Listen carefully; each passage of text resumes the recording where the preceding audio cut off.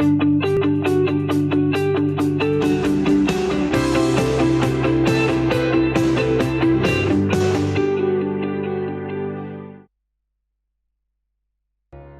lagi di Caleg Hits Surabaya TV. Masih bersama dari salah anggota Partai Solidaritas ya? Yep. Partai Solidaritas Indonesia atau PSI yang masih seger dan masih semangat menggebu-gebu. Masih bersama Bapak Sobikin dan Pak Wendy. Ya. Ini makanya sebenarnya manggilnya apa sih? Bro. Pak, bro ya? Oh, di sini orangnya manggil bro. Bro dan sis, keren banget. Oke, kita kan manggil bro aja deh. Nah, Bro Sobikin dan Bro Wendy nih, tadi kan tentang Sidoarjo yang mengangkat tentang ini apa wisata dan infrastruktur kreatif di Sidoarjo. Baik itu wisata belanja, wisata apapun itu otomatis akan meningkatkan ekonomi. Nah, sekarang di Surabaya sendiri pun juga lagi giat-giatnya nih menggerakkan industri yang sama gitu, industri kreatif. Nah, apakah ada hubungan yang akan menjadikan salah satu ini, oh ini jalur kuat nih antara Sidoarjo dan Surabaya bahkan untuk kota-kota lain di Jawa Timur. Bagaimana nih, monggo? Saya kira kalau kemudian industri ini juga kemudian hanya terpusat di satu kota juga akan menjadi masalah baru. Maka harus juga didistribusikan ke kota-kota yang lain. Hanya kalau kemarin itu kan orang banyak kerjanya Surabaya, di Sidoarjo hanya tidur saja. Tempat tidur, tempat istirahat gitu iya, iya aja. Maka besok saya kira juga beli lagi. Harus dikembangkan industri-industri baru, industri kreatif di Sidoarjo sendiri biar untuk memperkuat perekonomian masyarakat juga. Saya kira juga biar tidak desak-desakan lah di Surabaya. Oke. Kalau boleh saya tambahkan sih, artinya seperti ini. Saya membayangkan adalah interkoneksi nggak hanya di transportasi ya, bahkan di industri pun kita harus membuat interkoneksi antar kota, antar kabupaten di Jawa Timur. Artinya saya membayangkan seperti ini, Surabaya, Malang, itu kan kota-kota besar itu sebagai sebuah etalase. Sebenarnya seperti Jakarta itu kan ya sebagai etalase kan, tempat para marketing lah gitu kan, untuk mempromosikan barangnya. Gitu. Tapi kita harus memastikan bahwa industri ini ada di setiap kota. Industri ini bisa terkoneksi di setiap kota. Artinya ketika orang pengen berbisnis, pengen menciptakan sesuatu, itu nggak harus misalkan sebuah tas harus selesai di Sidoarjo enggak, tapi bagaimana kita juga menciptakan industri-industri pendukung. Artinya part dan lain kita saya beberapa kali di dunia profesional, saya dari IT ya dulu lama. Dulu perusahaan saya itu pengen bangun sebuah pabrik di sini, pabrik bor gitu kan. Tapi masalah utamanya adalah supply. Siapa yang menyediakan kabel, siapa yang menyediakan switch, siapa yang menyediakan board. Artinya hal kecil seperti ini perlu kita pikirkan. Coba bayangkan jika seandainya ya kabupaten kayak Ngawi atau Magetan gitu kita buat industri kabeling gitu misalkan, atau kita taruh di Pasuruan industri apa untuk support, sehingga ketika sebuah perusahaan bahkan yang multinasional pun kepengen membangun sebuah pabrik di sini gitu kan, mereka tidak akan repot untuk mengimpor lagi part-part untuk industrinya gitu lah. Link dan konektivitas ini perlu kita bangun. Artinya kita bisa memetakan lah di Malang ataupun di Mojokerto gitu, dia punya kelebihan apa gitu kan. Itu yang harus kita bangun untuk mensuplai industri-industri lokal yang ada di Jawa Timur. Karena terkadang kita hanya berpikir bahwa industri itu harus jadi dan apa, tapi kita harus berpikir juga bahwa part-part kecil itu juga bagian dari mikro ekonomi yang bisa kita kembangkan gitu. Super sekali ya, hebat, hits banget. Jadi emang tidak bisa di satu titik gitu ya. Maka kalau di satu titik otomatis mungkin ya benar atau warganya akan bisa nih ikut berkecimpung di dunia di bisnis itu. Tapi otomatis negara kota-kota lain di sana akan merasa perekonomiannya tidak seirama gitu itu ya. Tidak bisa, saya kira tidak bisa kemudian suatu kota kemudian harus memaksakan diri harus maju sendiri, tidak bisa. Seperti halnya manusia juga nggak bisa kemudian dia pengennya kaya sendiri, tidak bisa. Jadi kalau ingin besar, ingin malu ya harus bersinergi, harus bersinergi. Dan saya kira dengan potensi bandara juga ada di antara kedua kota ini, kemudian ada juga terminal juga. Ini adalah sebuah potensi-potensi yang harus dieksploitasi sedemikian rupa sehingga kemudian menghadirkan berkah, menghadirkan manfaat buat masyarakat di sekitarnya. Oke. Nah, untuk di Surabaya sendiri kita ke Bro Wendy nih. Kalau di Sidoarjo ini ada wisata yang memang kita mau untuk wisata yang mau refresh, untuk mau belanja, mau nyari apapun, souvenir, makanan dan lain-lain. Di Surabaya sendiri bagaimana nih? Surabaya ini kan kota metropolitan ya. Ya kita mau nggak mau emang wisata belanja yang banyak di sini, mall dan lain-lain. Cuman sekali lagi interkoneksi dan link itu perlu kita bangun. Kalau di Surabaya kita bicara wisata belanja, etalase untuk produk-produk dari kabupaten lain di sini sangat bagus sekali. Ini perlu kita kembangkan. Yang kedua, wisata religi di sini juga ada di Surabaya. Dan yang terakhir, kalau kita bicara wisata alam, ada mangrove, ada pantai Kenjeran yang bisa kita kulik lebih dalam lagi gitu kan. Kebun binatang Surabaya yang semakin baik. Nah, ini perlu kita bangun interkoneksi. Kalau misalnya kita bicara wisata, interkoneksi antara satu dan yang lain memudahkan para wisatawan baik lokal Surabaya atau orang-orang yang ingin berkunjung ke Surabaya, memudahkan untuk berkeliling. Selama ini sudah ada kayaknya base Tayu itu ya, base tumpuk yang disiapkan oleh Pemkot Surabaya, sangat bagus sekali. Sekali lagi hanya perlu kita sempurnakan untuk link dan kemudian jalurnya sehingga tidak bertabrakan dengan aset trayek yang lain. Oke. Nah, untuk kita kembali ke Bro Sobikin di Sidoarjo. Ini saya kalau diinget sih yang jadi wisata sekarang itu, nggak tahu sampai sekarang masih jadi wisata apa enggak, Lumpur Lapindo. Nah, menurut Bro Sobikin sendiri, apakah bagaimana sih harusnya menyikapi tentang ya ini Lumpur Lapindo itu harus dibagaimanakan? Terkait dengan Lumpur Lapindo, saya kira karena sekarang mungkin luapannya udah gak seperti masih ada sih luapan kecil. Saya kira itu bisa dipakai juga memang untuk wisata ya, untuk wisata. Tapi yang terpenting adalah bagaimana kemudian tetap harus memperhatikan apakah itu sesuai dengan AMDAL atau tidak gitu ya.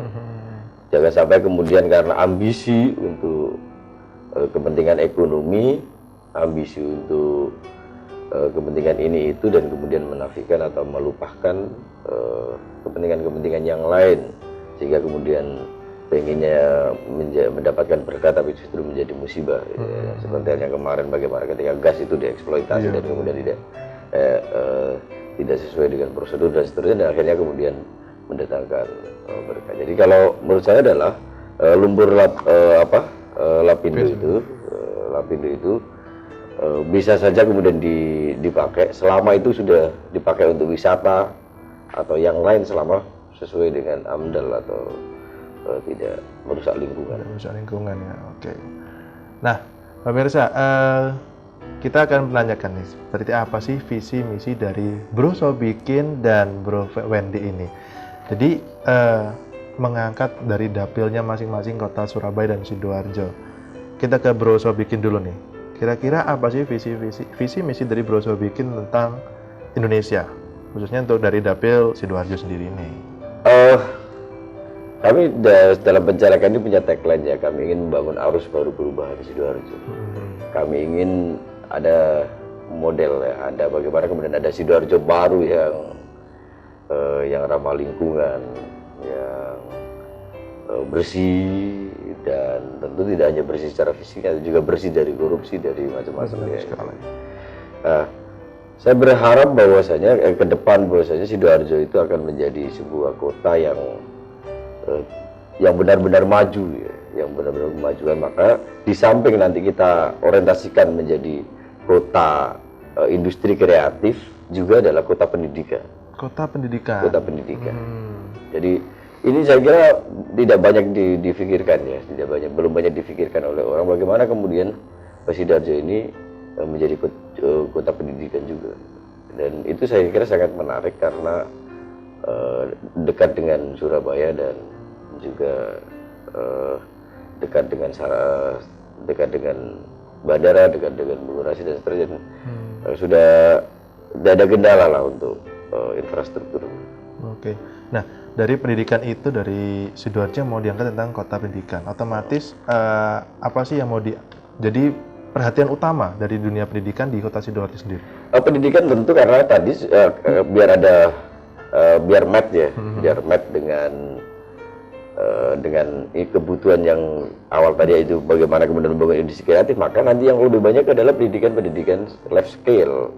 Tentu nanti adalah SMK nanti yang kemudian kita perbanyak. SMK dari berbagai macam jurusan. Jadi tidak banyak SMA-nya lah, tidak banyak sekolah-sekolah yang, tapi lebih banyak adalah sekolah-sekolah yang bermuatan life skill. Kalaupun kemudian kampus harus kemudian dibangun kampus juga, kampusnya harus berorientasinya ke sana, lebih banyak D3 atau apa gitu. Sifatnya adalah keahlian ya kan. Jadi yang bisa punya keahlian dan bisa dikaryakan nih. Jadi itu biar ada link dan match-nya ini, jadi biar nge-link gitu loh. Nah, nah sementara ini kan saya melihat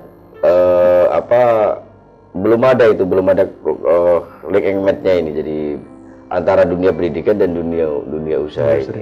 Nah, dunia industri dan pendidikan ini nanti yang di situ kita bangun. Jadi, berarti membentuk bibit-bibit kreatif industri yang bisa bergerak di dunia industri kreatif gitu ya untuk di Sidoarjo. Dan tentu harus dilihat apa kemudian nanti kebutuhan kebutuhan di dunia industrinya ini apa, kemudian baru dibangun sekolahannya.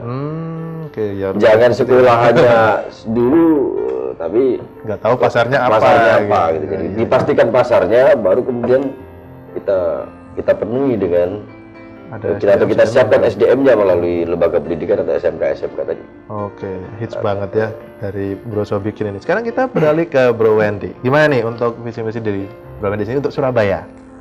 Saya sih secara umum ya, saya pengen Jawa Timur, khususnya Surabaya menjadi lebih baik dan nyaman huni. Tetapi di lain itu saya pengen mengembangkan pola pikir anak-anak muda di Surabaya dan Jawa Timur secara keseluruhan untuk menjadi lebih baik, lebih maju, menjadi seorang entrepreneur gitu loh. Kalau kita bicara ekonomi, kenapa? Selama ini saya dulu lulusan SMK. Tidak ada yang salah dengan pola pelajaran di sana segala macam. Cuman dari dulu sampai sekarang kalau saya lihat ya, anak-anak itu terlalu dikasih doktrinasi bahwa kamu tuh harus menjadi karyawan. Kamu akan siap kerja di pabrik ini, pabrik itu gitu kan. Andai kan kalau mereka kita berikan stimulan yang lain gitu kan.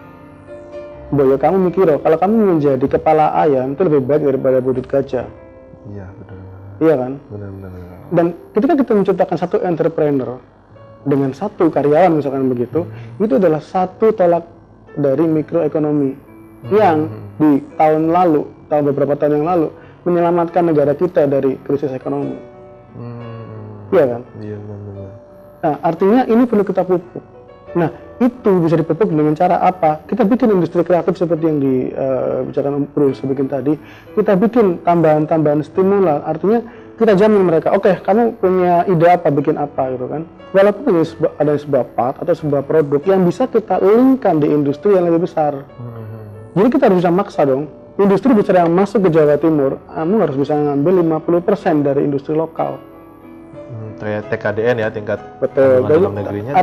Artinya ini akan menciptakan lapangan-lapangan kerja baru, orang-orang yang berpikir kreatif, anak muda yang entrepreneurship-nya bisa dijalankan begitu kan, membentuk satu industri kecil-kecilan walaupun, tapi itu akan sangat mensupport mikroekonomi di Jawa Timur secara khusus. Kalau mengangkat para entrepreneur muda otomatis kan. Nah, sekarang yang jadi permasalahan adalah banyak sih yang mereka, aku punya ini, punya itu. Punya ide. Maksudnya ide-idenya mereka itu pasti banyak gitu ya, Bro. Nah, pertanyaannya adalah kadang mereka itu pasti punya ada permasalahan antara perizinan dan lain-lain, kemudian permodalan dan lain-lain. Itu bagaimana untuk mengatasinya? Saya kira itu adalah alasan menurut saya yang terlalu naik. Selama ada keinginan, ada tekad, pasti akan ada jalan. Pasti itu anak muda lah. Saya pernah nanya kepada mereka, anak-anak yang mempermasalahkan masalah modal nih. Ketika saya tanya, ini sekarang kamu mau saya kasih uang 1 miliar, habiskan untuk makan 1 malam, bisa nggak? Nggak ada yang bisa jawab. Lalu kemudian kita tunjukkan jawabannya. Untuk apa? Ada yang jawab ini itu. Kita tunjukkan jawabannya.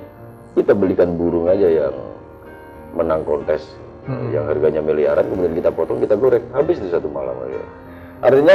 Artinya apa? Persoalannya bukan persoalan modal sebenarnya. Bukan persoalan modal, tapi sebenarnya adalah persoalan ide dan kreativitas saja. Kenapa kemudian ini menjadi agak langka ya? Agak langka karena memang kami sadar betul bahwasanya lembaga pendidikan kita itu tidak cukup memberikan tidak support atau tidak cukup memberikan pelajaran atau pelatihan yang mengarah ke sana. Jadi lembaga pendidikan kita itu masih lebih banyak menghasilkan lulusan-lulusan yang sanglaritis. Ya. Yang bagaimana itu sanglaritisnya? Nah, lulusan yang sanglaritis adalah lulusan-lulusan yang bermental pegawai, bermental bermental budak kira-kira, Iya. bermental karyawan bekerja lah ya gitu. Ya. Iya. Itu Benar tadi itu ya, bahaya. yang disampaikan Bapak Bro Wendy tadi. Memang masih doktrinnya sebagai karyawan gitu loh. Kamu harus bisa kerja di sini nanti nih gitu. Bukan mendoktrin bagaimana kamu harus bisa buka usaha ini gitu kan seperti itu. Karena pendidiknya banyak akademisinya ya, bukan praktisi. Oh iya, benar-benar. Oke. Jarang sekali kan itu pelaku-pelaku usaha kemudian didatangkan ke sekolah. Orang-orang yang punya usaha-usaha kreatif kemudian didatangkan di sekolah. Untuk memberikan informasi. Ya menginspirasi lah gitu ya. Juga, Betul. Salah satu guru di salah satu SMK di Sidoarjo itu pernah ngundang. Saya sebagai seorang profesional waktu itu, saya sales manager di salah satu perusahaan multinasional. Jadi ketika saya memberikan satu pemahaman gitu kan, yang mereka tangkap itu nanti gimana cara masuk perusahaan itu, ngelamarnya gimana segala macam. Artinya apa sih? Emang revolusi mental yang dibicarakan Pak Jokowi dari mulai dari anak-anak muda kita gitu loh. Di sekolah itu harus ditambahkan lagi kurikulum tentang moralitas, kurikulum tentang bagaimana membangun jiwa entrepreneur. Menurut saya itu yang harus kita kembangkan. Harus dikembangkan tuh jauh. Mungkin sedangkan anak-anak muda zaman sekarang sebenarnya menggebu-gebu sebenarnya ingin menunjukkan siapa dirinya gitu. Orang tuanya juga salah juga. Kenapa orang tuanya bisa ke sana nih? Ya, orang tuanya yang pedagang aja tidak pernah, jarang sekali bercita-cita anaknya harus jadi pedagang. Iya, benar-benar ya. Yang jadi petani juga tidak pernah bercita-cita anaknya harus jadi petani juga. Benar. Yang bakul nasi goreng, warungan apa. Ya, padahal dari itu jadi industri kreatif yang mungkin bisa berkembang lebih besar gitu ya. Iya, lebih baik jual tanahnya untuk sekolah anaknya biar jadi polisi, jadi tentara, dokter itu. Kadang-kadang nggak jual tanah untuk sekolah, bro. Jual tanah untuk masukin di salah satu institusi kan itu ironi gitu. Artinya ini perlu kita bangun dari bawah. Benar. Oke deh. Benar-benar hebat banget ya apa yang dijelaskan oleh dari Bro Sodikin dan Bro Wendy ini. Nah sekarang lanjutnya kita akan membahas tentang menurut pandangannya seperti apa sih kepemimpinan Bapak Jokowi selama 5 tahun ini untuk Indonesia.